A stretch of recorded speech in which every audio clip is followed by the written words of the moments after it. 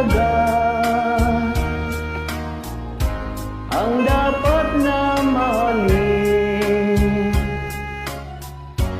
Dalawa kami sabay na mayroong suliranin. Hirong mo ay dalawa, palayain ang isa. Ligaya na lubos ang iyong pagsinta. Yan mo, siya'y humanap ng rin kapalan upang siya'y lumigaya.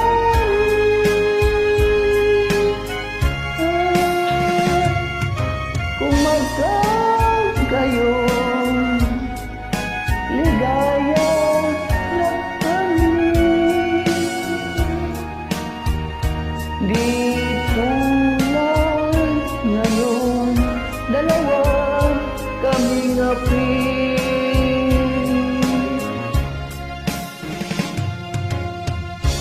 Kung ang hirong mo ay dalawa,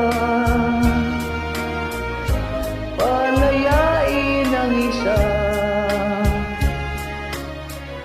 Ligaya ng lubos ang iyong pagsinta.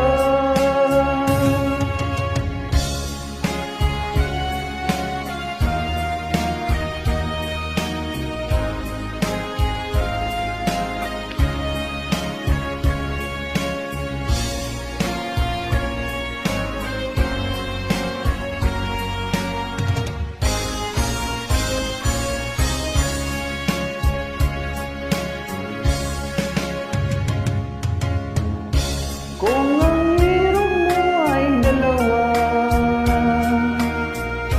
palayain ang isa.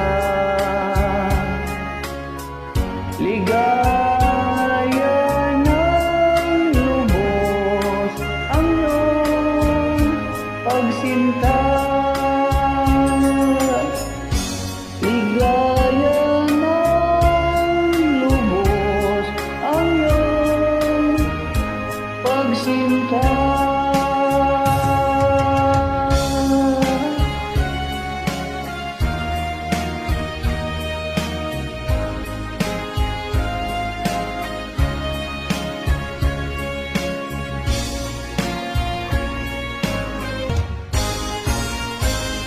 Yes, muntik na maging tatlong S.